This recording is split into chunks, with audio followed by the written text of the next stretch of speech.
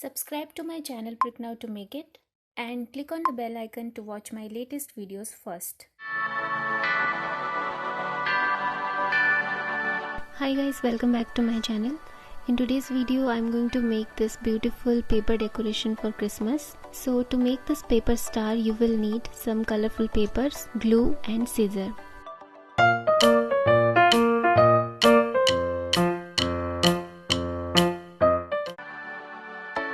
Here I am using white paper for the demonstration.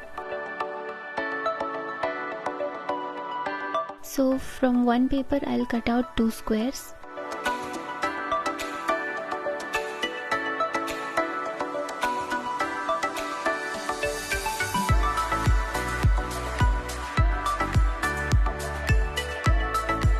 And for the medium square I have used another paper.